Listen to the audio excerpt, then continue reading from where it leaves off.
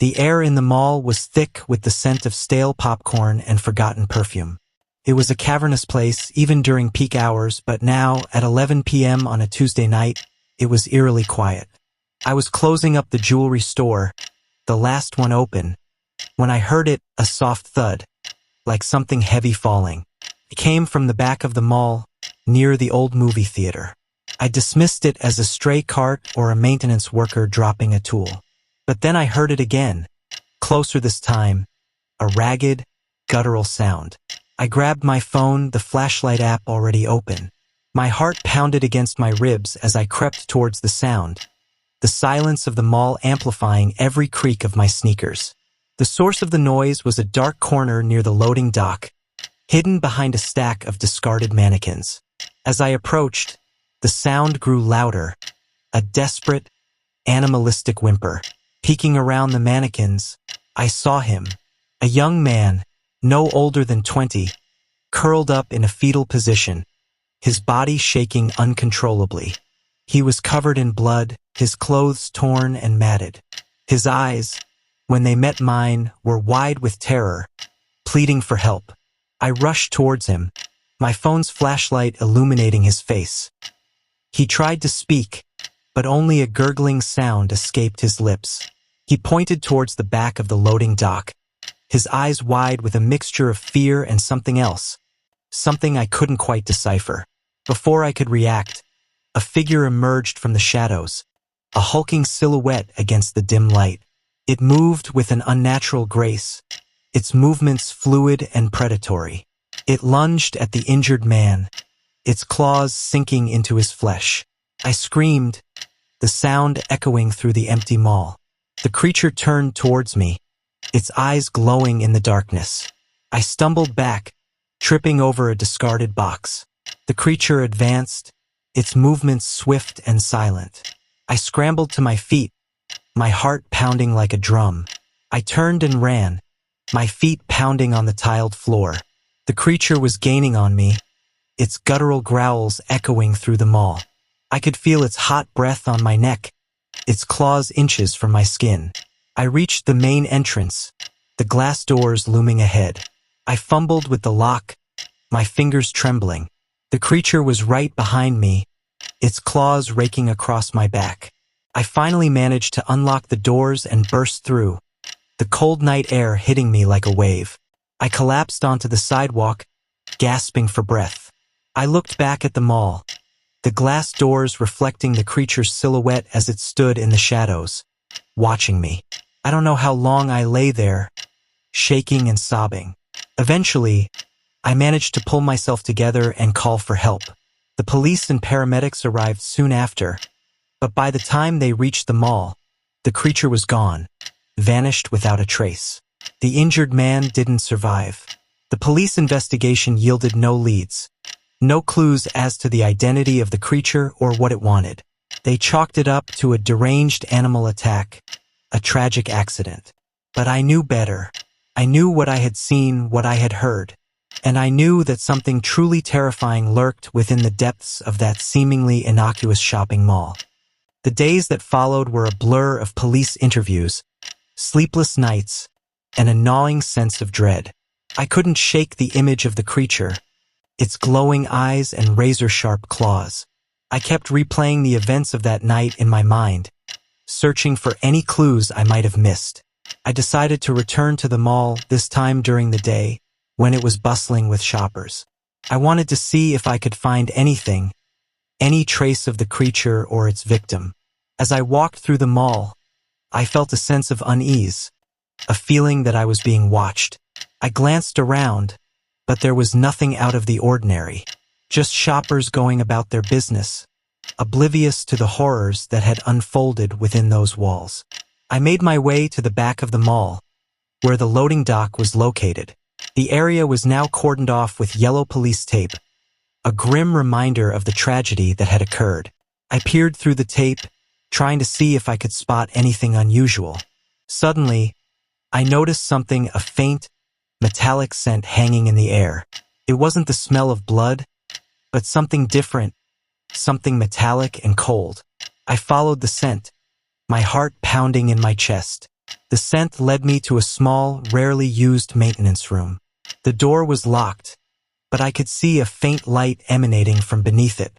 I pressed my ear against the door, listening intently. I could hear a faint scratching sound, like claws scraping against metal. I knew I had to get inside. I fumbled in my purse, searching for my keys. I found a small, rusty key on my keychain, a souvenir from a trip to Italy. I tried it in the lock, and to my surprise, it fit. The door creaked open, revealing a small, dusty room. In the center of the room, chained to the wall, was a creature. It was unlike anything I had ever seen before, tall and slender, with pale, translucent skin stretched taut over its bony frame. Its eyes were large and black, staring vacantly at the ceiling. I gasped, stepping back from the creature. It turned its head towards me, its eyes following my movements. I could feel its gaze boring into me, piercing my very soul. I stumbled back, bumping into a stack of old cleaning supplies. The creature let out a low, guttural moan, its voice echoing through the small room. I turned and ran, my heart pounding in my chest. I didn't stop running until I reached the safety of the mall's main entrance. I collapsed onto a bench, my breath coming in ragged gasps. I looked back at the maintenance room, the door now firmly closed. I could still hear the creature's moan, a haunting reminder of the horrors that lurked within the mall's depths. I knew I had to tell someone, but who would believe me? The police had already dismissed the incident as a freak accident. I was afraid that if I told them about the creature in the maintenance room, they would think I was crazy. I decided to do some research to see if I could find any information about the creature. I spent hours scouring the internet, but I couldn't find anything. It was as if the creature didn't exist, as if it was a figment of my imagination. I was starting to lose my grip on reality. I couldn't sleep, haunted by the creature's image. I saw it everywhere, in the shadows, in the faces of strangers, even in my own reflection. I was on the verge of a breakdown when I stumbled upon an old newspaper article from the 1920s. The article described a series of gruesome murders that had taken place in the same mall. The victims were all found drained of blood, their bodies mutilated beyond recognition. The police had never been able to solve the case, and it had eventually faded into local legend. I read the article with growing horror. The description of the victim's injuries matched the wounds I had seen on the injured man, and the description of the killer, tall, slender, with pale skin, matched the creature I had seen in the maintenance room. I realized that the creature was not a figment of my imagination. It was real, and it had been lurking within the mall for decades. Determined to uncover the truth, I delved deeper into the mall's history. I visited the local library, poring over old newspaper archives and historical records.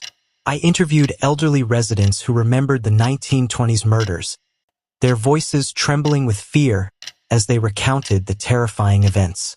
I learned that the mall was built on the site of an old Native American burial ground. The construction had been rushed, the workers eager to capitalize on the growing suburban sprawl. They had desecrated the sacred ground, disturbing the ancient spirits that lay dormant beneath the surface. The spirits, angered by the desecration, had sought revenge, manifesting in the form of a monstrous creature. The creature had terrorized the mall for years, preying on the unsuspecting shoppers and workers. I also learned that the creature was not the only one to have been trapped within the mall's walls. The victims of the 1920s murders, their souls forever bound to the site of their deaths, had become unwitting servants to the creature, their tormented spirits fueling its power. I felt a chill creep down my spine.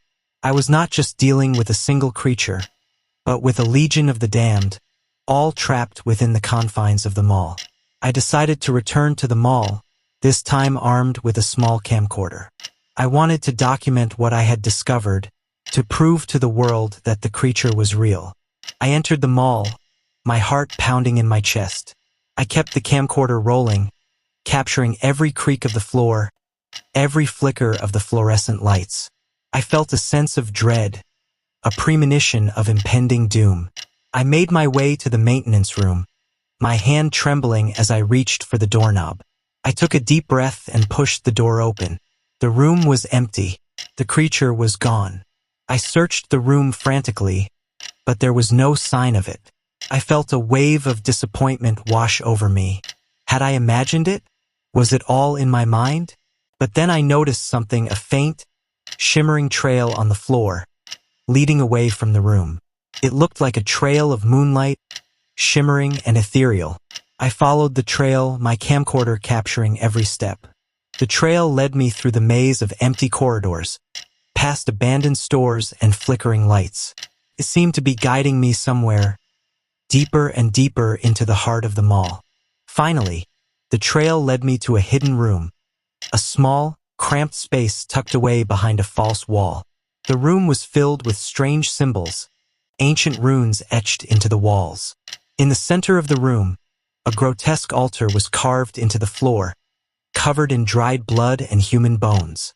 I felt a wave of nausea wash over me.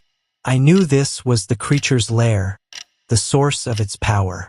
Suddenly, I heard a sound, a low, guttural growl, emanating from the depths of the room. The air grew thick with a strange energy, the temperature dropping dramatically. I turned to flee, but it was too late. The creature emerged from the shadows, its eyes glowing with an eerie light.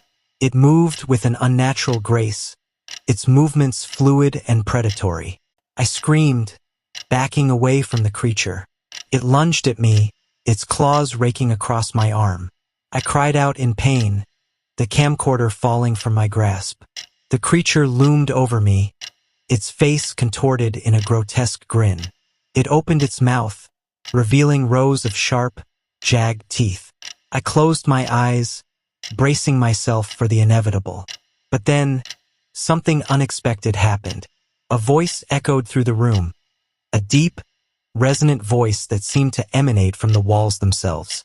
The creature flinched, its eyes widening in fear. The voice spoke again, this time in a language I didn't understand, an ancient tongue that seemed to vibrate with power. The creature whimpered, its movements becoming sluggish. The voice continued to speak, its words weaving a spell of protection around me. The creature recoiled, its eyes filled with terror. It turned and fled, vanishing into the shadows. I lay on the floor, panting and trembling. I had no idea what had just happened, but I knew I had been saved. The voice spoke again, this time in English, its tone gentle and reassuring. "You are safe now," the voice said, "but you must leave this place and never return." I nodded weakly, unable to speak. I crawled towards the camcorder, my arm throbbing with pain. I turned on the camera and pointed it towards the altar. Suddenly, the room began to shake. The walls trembled, the floor buckled. I scrambled to my feet, fear gripping my heart. The room was collapsing. I turned and ran, my feet pounding on the crumbling floor. I could hear the screams of the trapped spirits, their voices echoing through the collapsing structure. I finally reached the main entrance, bursting through the doors and collapsing onto the sidewalk. I looked back at the mall, a plume of dust and debris rising from its depths. The creature was gone, vanished without a trace. I had escaped, but the mall was lost. The horrors that lurked within its walls had been unleashed, and the spirits were now free to roam the city, seeking new victims. I knew I could never forget what I had seen, what I had experienced. The memory of the creature, of the trapped spirits, would haunt me for the rest of my life. But I also knew that I had to warn others, to expose the truth about the mall. I had to let people know that the horrors were real, that they were still out there, waiting for their next victim. I spent the next few days editing the footage I had captured, piecing together the terrifying events. I posted the video online, hoping that someone would believe me. The video went viral, sparking a wave of media attention. The mall was condemned, deemed unsafe and uninhabitable. The city council ordered it to be demolished, but before they could begin, the mall mysteriously vanished, swallowed by the earth. I never saw the creature again, but I knew it was still out there, somewhere in the shadows, waiting for its next opportunity to strike. And I knew that I would never be the same. The disappearance of the mall made headlines around the world. Skeptics dismissed it as a mass hallucination, a collective delusion. But those who had witnessed the horrors within the mall, those who had felt the creature's icy gaze, knew the truth. I became a recluse, haunted by the memories of that night. I rarely left my apartment, afraid of what I might see lurking in the shadows. The nightmares continued, the creature's face appearing in my dreams, its eyes glowing with malevolent intent. I tried to move on, to rebuild my life. I sought counseling, hoping to overcome the trauma. But the memories refused to fade, the fear refusing to subside. One day, I received a strange package in the mail. It was a small wooden box, intricately carved with ancient symbols. Inside the box, I found a single black feather. I didn't know where the feather had come from, but I knew it was connected to the creature, a piece of its essence. I felt a surge of dread, a sense of impending doom. I knew I had to get rid of the feather, to destroy it. But how? I tried to burn it, but the flames would not touch it. I tried to bury it, but the earth seemed to repel it. I was at a loss, desperate to rid myself of the cursed object. Finally, I remembered an old Native American legend, a story about a sacred spring that could purify even the most evil objects. The spring was located deep within a remote forest, hidden away from the eyes of the world. I embarked on a journey to find the spring, guided by a tattered map I had found in the library. The journey was arduous, filled with danger and uncertainty, but I persevered, driven by the need to destroy the feather and break the creature's hold on me. After days of travel, I finally reached the spring. It was a small, secluded pool, surrounded by ancient trees. The water was crystal clear, reflecting the sunlight like 1,000 diamonds. I lowered the feather into the spring, reciting the ancient incantation I had learned from the legend. The water bubbled and hissed, the feather dissolving before my eyes. As the last traces of the feather vanished, I felt a sense of relief wash over me. The weight that had been pressing down on my shoulders for so long finally lifted. I spent the next few days at the spring, bathing in its purifying waters. I felt a sense of peace descending upon me, a sense of calm that I hadn't experienced in years. I knew the creature was still out there, somewhere in the shadows, but I no longer feared it. I had faced my demons and I had emerged victorious. I returned to the city, ready to face the world once again. I started a new life, a life free from the shadow of the mall, free from the fear that had consumed me for so long. But I never forgot the horrors I had witnessed, the terrifying truths I had uncovered. I knew that the creature was still out there, lurking in the darkness, waiting for its next victim. And I knew that I would always be watching, always vigilant, always ready to fight back against the forces of darkness. Years passed. I moved on with my life, building a new life for myself. I became a writer, sharing my experiences through my books and articles. My stories of the haunted mall became local legends, whispered in hushed tones among the residents of the city. The site of the mall remained a desolate wasteland, a stark reminder of the horrors that had unfolded within its walls. Some said that the spirits of the victims still lingered, their tormented souls forever bound to the cursed ground.